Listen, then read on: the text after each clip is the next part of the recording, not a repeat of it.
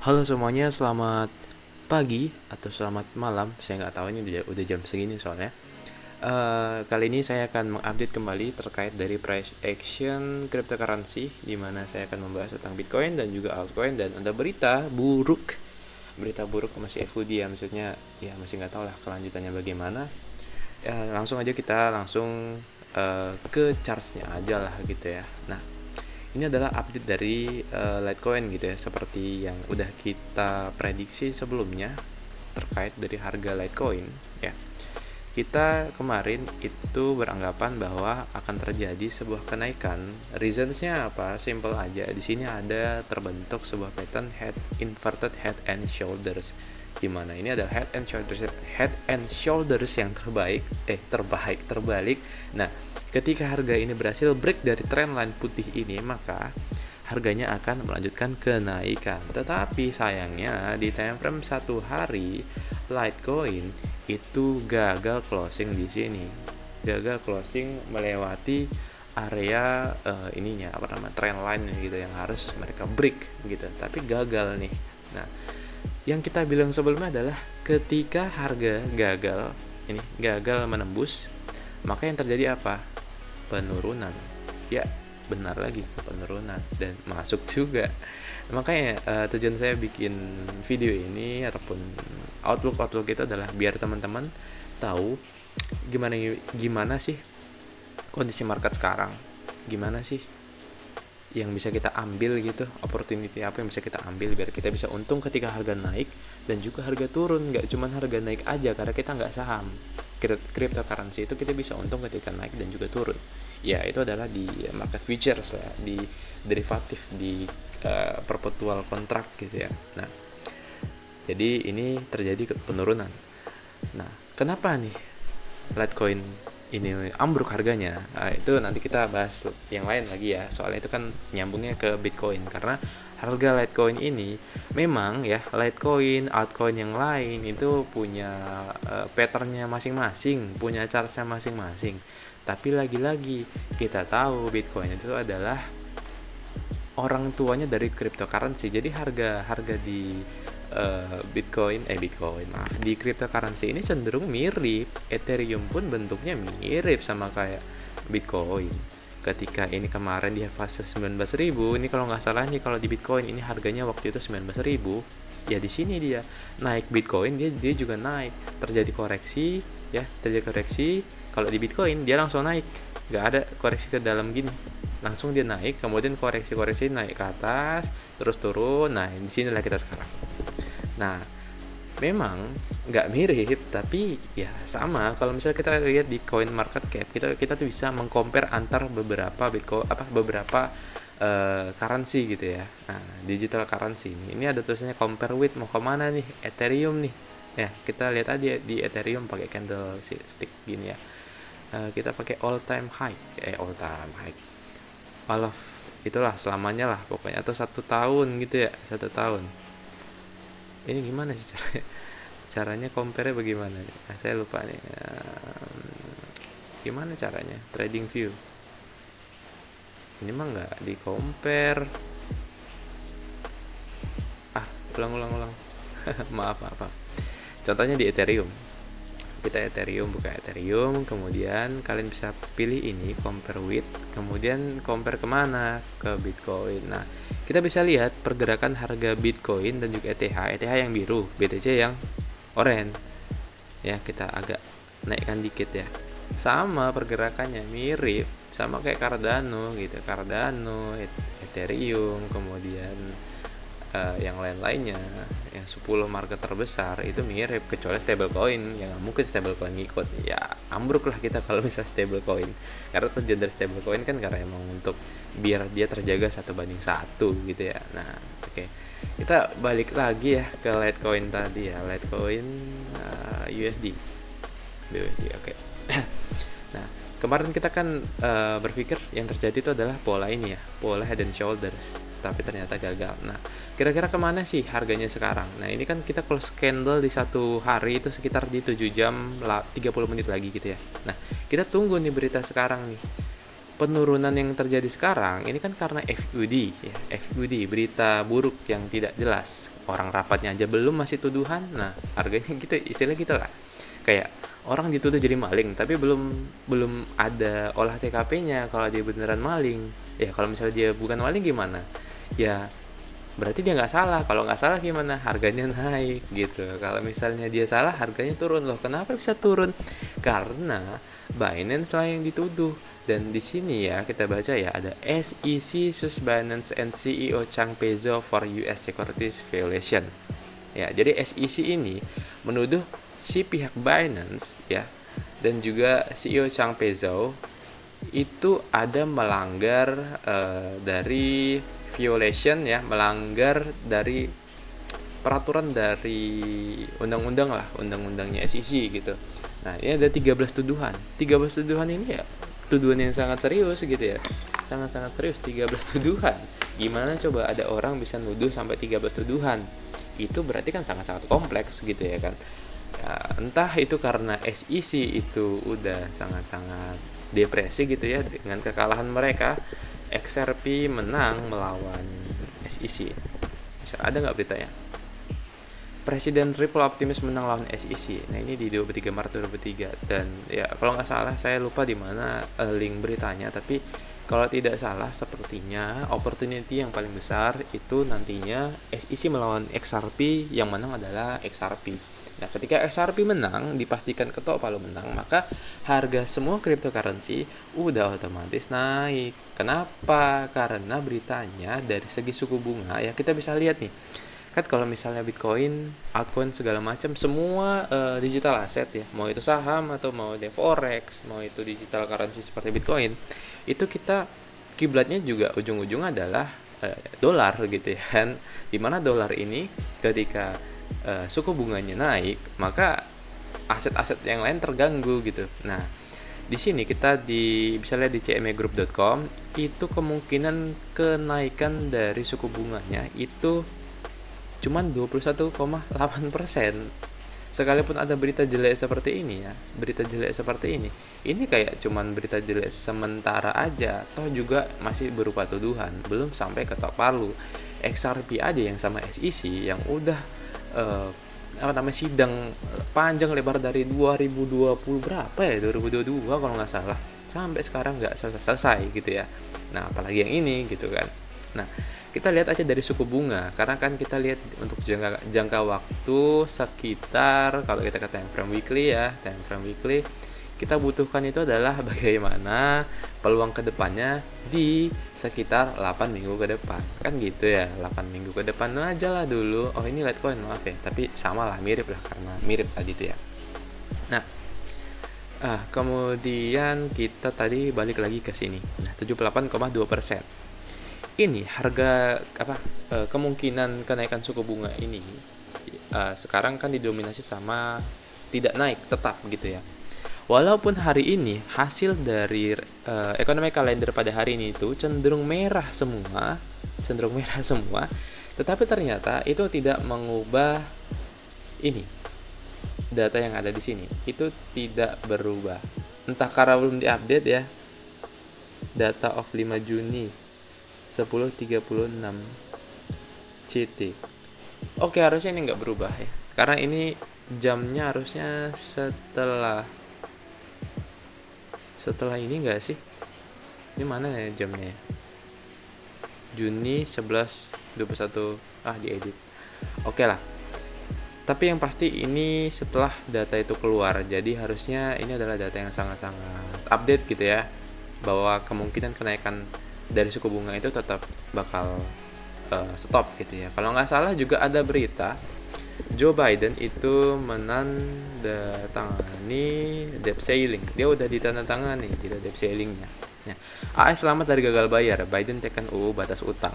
Nah, jadi kemungkinan US default atau gagal bayar itu kembali nggak terjadi gitu, walaupun pernah terjadi.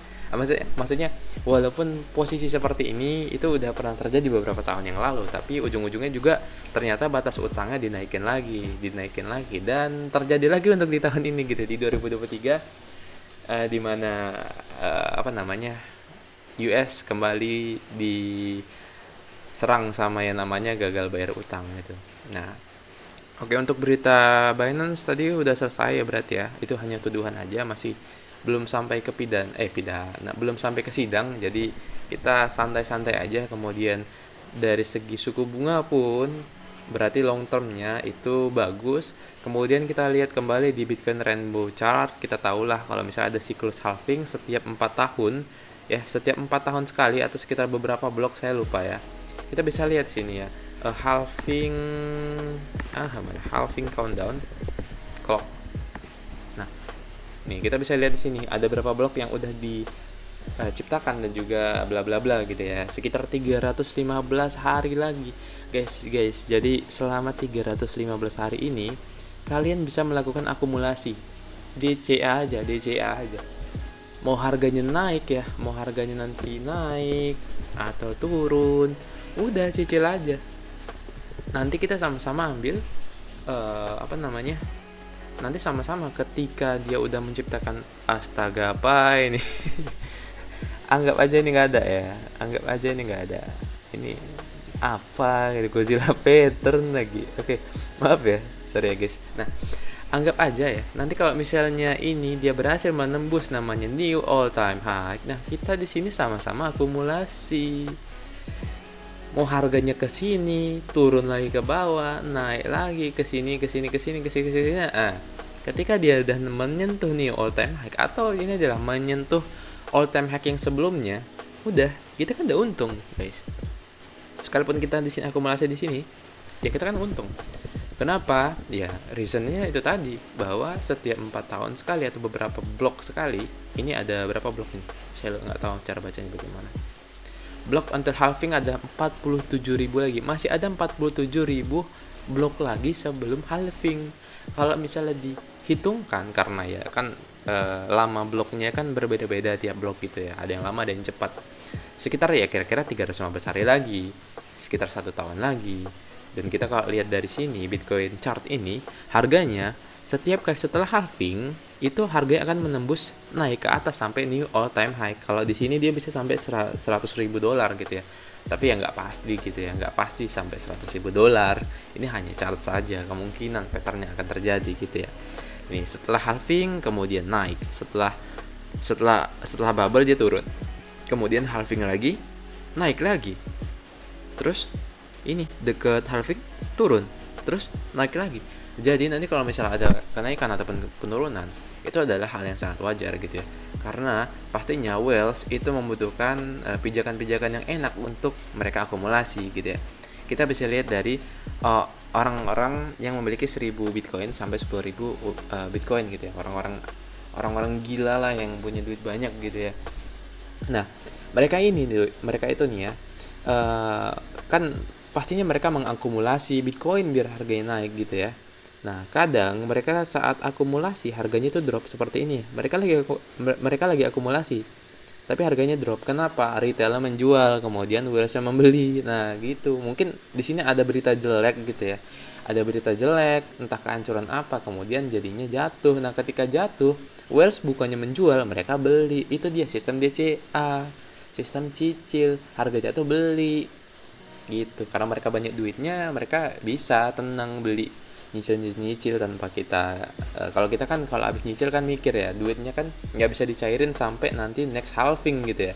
Sedangkan next halving itu masih lama banget, masih ada halvingnya aja 2024 pertengahan, apalagi nunggu sampai dia bubble-nya 2025 dong, masih lama lagi dong. Nah gitu dia. Tapi teman-teman gak usah khawatir ya, karena kita bisa lihat sebenarnya ini, saya baru ingat kalau ada namanya itu crypto bubble ya, crypto bubble ini kita bisa lihat crypto bubble ini untuk melihat bubble ya, pergerakan dari seluruh koin yang ada di kripto, yang persenannya lah gitu ya. Untuk tahun ini kita lihat nih, mana Bitcoin itu kecil, cuman dia minus 17,5%. Ketika altcoin ini semuanya menggembung ya, ini menggembung ijo-ijo, OKB ini punya OKX nih pasti, GMX segala macam ini naik, Bitcoin mengecil. Kita lihat kemonnya, Bitcoin juga lebih kecil lagi cuy, lebih banyak lagi yang lebih besar daripada Bitcoin. kita ke weekly lah, lebih kecil lagi Bitcoin, yang lain lebih besar, bahkan PP aja besar. Untuk hari ini Bitcoin kecil, altcoin lebih besar. Artinya apa? Fase dari altcoin itu sepertinya akan datang, altcoin season. Jadi kita bisa memanfaatkan untuk membeli namanya altcoin. Lu lihat nih, nah, ini kemarin saya lihat ini ada di bawah sini 3, sekarang udah mana? Udah sampai 10. Kenapa? Performa dari altcoin itu lebih bagus daripada Bitcoin. Nah, jadi gimana? Ya kalian bisa masuk ke altcoin ketika Bitcoin itu harganya selalu ada di sini-sini aja, turun lagi sini, naik sini, turun ke sini, gitu-gitu aja. Nah, kalian bisa beli altcoin untuk alternatifnya. Nah, karena ada banyak altcoin yang sangat-sangat manjur untuk dibeli. Contohnya apa? Nih, aku kasih sinyal nih ya. YGG. Ya doakan aja lah dia nggak di delisting. Kalau misalnya di delisting, kalian mau belinya di mana gitu ya. Nah, ini YGG dia listing di Binance ya. Listing di Binance.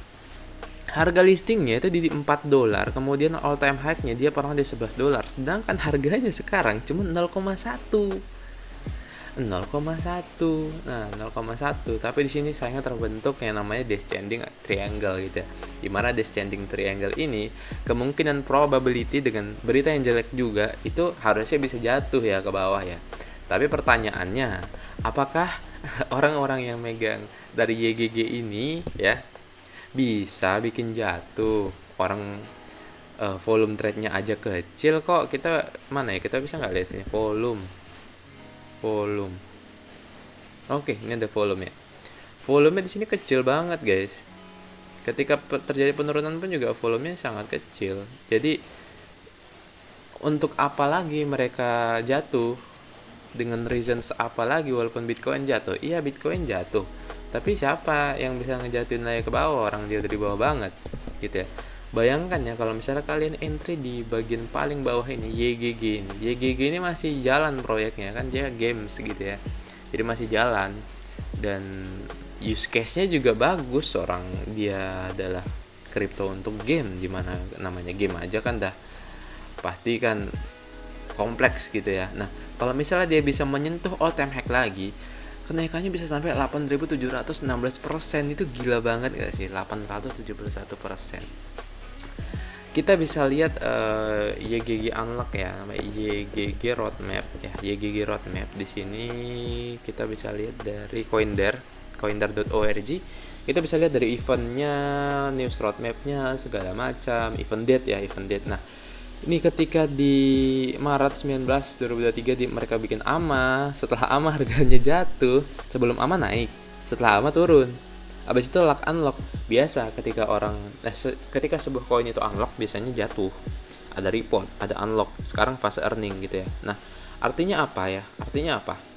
Ketika udah banyak ya di unlock, ya nih kita lihat nih exchange ama. Kenapa turun? Mereka memanfaatkan ketika harganya ini udah di bawah bottom nih, mereka unlock semua. Nah, jadi nggak ada reasons lagi yang nanti tiba-tiba harganya jatuh karena mereka harus unlock dari supply-nya ya. Kalau misalnya ada supply, ada 10.000 supply yang di unlock baru 5.000. Ketika di unlock 5.000 itu harganya ada di $1.800. Setelah di unlock lagi sekitar 2.000, harganya turun jadi $700 karena supply-nya bertambah setelah di unlock. Nah, gitu simpelnya guys ya. Setelah di unlock nih makin banyak. Nah, ini mereka baru unlock nih dari April, Mei, kemudian Februari. Jadi kalau misalnya kalian beli di sini, probability untuk naiknya itu sangat-sangat bagus gitu ya. Jadi ya menurut saya beli aja lah YGG nih. Kayak YGG yang gak sih gitu ya, enggak sih. Kemudian untuk Fear and Greed Index dari Bitcoin ini netral sekarang ya. Jadi penurunan sekarang pun juga ini bahkan kita belum ada ke chartnya gitu ya. Kita belum ada bahas chart tapi udah sepanjang ini. Ekonomi tadi udah, kemudian CME ini udah ya, kalau nggak salah udah tadi. Kemudian ini berita sudah, kita ini juga Greed Index udah, altcoin season kita udah juga, kita bakal coming ke altcoin season.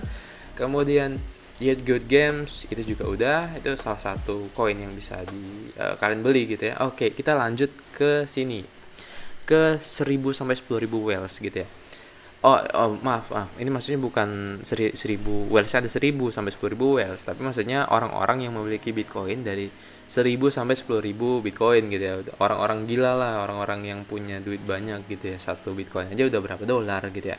Nah, kemarin waktu di 2020, para whales ini akumulasi, kemudian dijual ketika bubble, kemudian harga turun, mereka akumulasi, ternyata harganya jatuh. Ketika harganya jatuh, mereka menjual, dan di sini adalah pertama kalinya mereka melakukan fase akumulasi lagi setelah itu jangka yang sangat panjang dari 2021, dari Februari 2021 sampai Januari 2023. Akhirnya mereka memutuskan untuk, sepertinya udah confident sih untuk kembali membeli dan naik Bitcoin.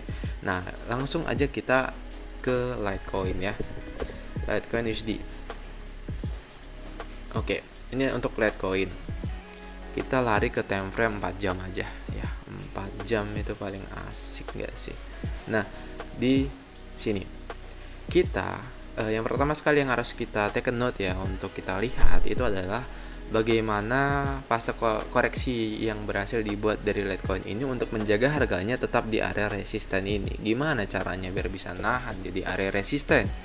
Nah, kita tunggu close candle time frame ya, mungkin time frame 1 jam pun boleh lah gitu ya. Bahkan di time frame 1 jam pun belum ada close candle yang berhasil menahan dari City yang merah ini gara-gara berita jelek Binance tadi gitu ya. Nama juga Binance, exchange terbesar nomor 1. Ketika exchange nomor 1 itu ada berita jelek, ya market, orang-orang itu jadi takut untuk masuk dari digital currency ini. Takutnya ya longsor, jadi langsung buru-buru keluar semua, exit, FOMO lah ya namanya ya, panic nah, gitu dia. Kita tunggu gimana aksi dari beberapa candle ke depan gitu ya. Jika mereka bisa menahan area resisten ini, kalaupun turun lagi juga nggak apa-apa, tapi pastiin mereka harus bisa tahan di sini, kemudian mantul lagi ke atas dan berhasil menjebol area yang berada di sini, area resistennya kembali di sini. Nah, kalau misalnya dia bisa menjebol area sini, maka it will be good gitu. Artinya apa? Penurunan yang terjadi itu hanya sekedar koreksi biasa aja yang dibarengi dengan berita jelek gitu dia. Tapi kalau misal ternyata dia bisa nembus ini, berhasil bisa nembus, ya jatuh lagi dia ke sini, bahkan sampai ke harga 80 gitu dia. Sesimpel itu gitu ya. Jadi PR itu di situ sih. Kita nggak bisa ngebuat kemungkinan pattern apapun yang akan terjadi gitu ya, karena ini penurunannya sangat impulsif, sangat-sangat kuat dari sisi seller. Jadi nggak bisa kita bikin sebuah chart dari hanya sekitar 1-2 candle aja, kecuali itu adalah candle reversal gitu ya, seperti hammer, shooting star, hanging man dan lain sebagainya gitu ya. Keinginan saya adalah dari harga sini kemudian dia testing kembali lagi ke 84 untuk mengambil liquidity, kemudian dia kembali lagi perlahan bisa membreak ke 88 ini, karena di sini udah pernah harga di sini, kemudian jatuh sedikit nggak apa-apa, naik lagi ke sini, turun lagi, dan ya kalau misalnya dia hebat dia bisa nembus lagi ke atas lagi untuk testing lagi ke area resistance yang ada di atas sini ya, resisten di sini. Kalau misalnya bisa ditembus, ya it will be good again gitu ya, karena dia berhasil menembus area yang gagal ditembus sebelumnya. Mungkin dia akan begini kemudian naik ke atas. Kalau dia gagal menembus lagi sama seperti yang ada di sini, ya maka dia akan jatuh ke bawah. Nah gitu, sesimpel itu, simple as that lah. Oke, itu aja mungkin update dari Litecoin. Kita langsung ke Bitcoin aja. BTC USD. Oke, ini untuk Bitcoin ya. Sebenarnya saya pengen update kemarin, tapi ternyata karena ada banyak tugas jadi saya nggak bisa update. Padahal ini penting banget sih, jujur ini sangat-sangat penting gitu, karena saya menemukan pattern yang namanya adalah diamond pattern gitu ya. Dari informasi yang saya dapatkan, diamond pattern yang ada di Twitter ya, saya ada dapat sebuah chart pattern gitu ya dari Twitter, katanya harganya bakal naik gitu ya, tapi kayak dipaksa banget naiknya gitu ya, kayak saya pun juga men-share-nya nggak ngeliat gitu, saya pikir itu beneran terjadi, tapi ternyata ya kebalikannya. Kalau misalnya kita lihat pun emang harusnya kebalikannya gitu ya. Saya lupa di mana, tapi kalau nggak salah dia bilang diamond pattern tapi naiknya ke atas. Nantilah saya tunjukkannya di mana itu ya, diamond pattern chart. Nah, kalau misalnya dia berada di bawah, dia membentuk sebuah high, kemudian low dan higher low, maka yang akan terjadi adalah kenaikan kembali. Nah, tetapi ketika harganya seperti ada di sini, ini mirip sekali sama Bitcoin. Yang terjadi adalah penurunan. Kita buka lagi tadi charts dari Bitcoin ya. Nah, chart dari Bitcoin, dia membentuk apa di sini? Di sini ada tiga ini ada higher high, higher low, dan ini adalah lower low. Ini ada lower low, lower low, lower low. Tiga lower low-nya ya kan. Ini ada higher high, kemudian ada higher low, higher low, higher low, higher low, higher low. Kemudian dia membentuk apa di sini? Ini ada low, ada lower high, ada lower low, dan di sini yang penting tuh di sini guys. Ini nggak peduli sebenarnya, yang penting bentuknya kayak gini. Nah, di closing di sini guys yang penting lower low, dia mau menciptakan lower low. Ketika lower low yang tercipta, maka kita udah pastikan pertama letak dari pattern ini tuh beradanya di atas. Maka yang terjadi adalah ya penurunan, walaupun bisa aja terjadi kenaikan gitu ya. Nah, tapi mungkin penurunan yang terjadi pun ini hanya sekedar mengambil liquidity gitu ya. Nah, jadi kita bisa lihat di sini. Ketika terbentuk di sini harganya turun, cenderung turun, bahkan bisa melebihi area sebelumnya ya. Dia bisa menembus di sini. Kalau kita lihat dari contohnya gitu ya. Kalau di sini dia naik, dia turun ke sini, berada di area gap-nya ya, gap kosong yang ada di sini. Oke, jadi kita punya asumsi, oh ini memang turun karena begitu ya kan. Nah, karena ada reasons-nya, semua itu ada reasons-nya. Ini turun karena ada berita jelek, karena pattern yang terbentuk seperti ini, karena volume trade yang terjadi juga kecil, karena apa lagi coba. Nah, saya rasa ya karena itu semua ya semuanya berkaitan gitu ya. Nah, jadi harganya turun. Nah, pertanyaannya turunnya sampai mana? Kalau menurut saya karena ini turunnya udah sampai tembus di sini dan close candle itu sekitar 4 menit lagi ya, 4 menit lagi close candle satu, maaf kita mau lihat ya. Oke, masuk. Close candlenya sekitar 4 menit lagi ya, udah pasti dia berhasil menembus area resisten yang di sini guys. Karena bisa tembus ya udah otomatis dia akan terjun lagi ke bawah gitu ya. Nah, terjun ke bawah sampai mana? Ya oke, ini karena ini udah nggak valid lagi ya, kita hapus aja nih resisten yang nggak jelas ini ya, karena gagal ditembus. Oke. Nah, gimana lagi nih dia tes? Dia ngetes ini guys. Sini area 24.000 nih di testing. Kalau misalnya dia gagal ya, skenario yang terjadi itu gimana sebenarnya yang akan terjadi? Mungkin aja dia akan melanjutkan penurunan di sini, mungkin ada korektif lagi ya, naik ke atas kemudian turun. Nah, kita di sini kita harus take a note di sini. Saya nggak tahu ini harganya bakal naik atau turun.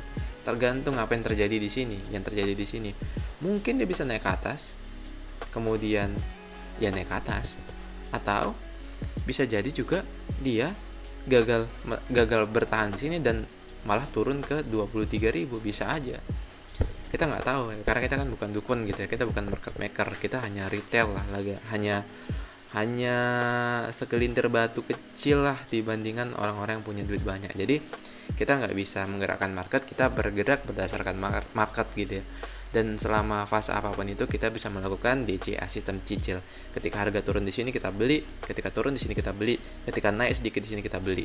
Kemudian kita halving di area atas, kita take profit di situ, floating profit selama 1 tahun kita ambil barang-barang gitu ya. Kemudian untuk di time frame daily gitu ya, di time frame daily kita masuk ke time frame daily enggak sih guys. Nah, ini ada time frame daily. Ternyata di sini ini ganggu banget ini sih, garis-garis nggak jelas ini. Oke, jadi diamond pattern ya, diamond pattern. Nah, ternyata di MA yang putih adalah MA 100 ya, MA 100 ya berhasil dijebol. Nah, kemarin waktu aku bukan update ya, aku ngeliat charts itu belum dijebol guys. Ternyata dijebol. Karena dijebol ya gimana? Ya udah, kalau bisa dijebol berarti memang turun. Kita lihat aja secara historical dulunya ketika MA 100 ini berhasil dijebol ya, ketika dia berhasil dijebol harga turun. dijebol, harga turun, dijebol, harga turun. Nah, itu yang akan terjadi ke depannya, pasti harga turun. Ini kan dijebol nih, dijebol, jebol, harga turun. Pertanyaannya turunnya sampai mana? Nggak tahu, kalau tanya saya. Kita lihat aja dulu guys nanti gimana. Kita ekspektasi kita adalah yang terjadi, penurunan yang terjadi ini kan masih impulsif, satu bar kuat. Nah, kita berharap close candle nantinya itu begini, ada fase korektif, kemudian dia testing naik, atau ya fase korektif terus turun, korektif lagi naik. Nah, itu yang kita inginkan di situ lah. Harus ada fase korektif dulu untuk menahan penurunan. Contohnya ini. Ketika penurunan impulsif, ada fase korektif gitu.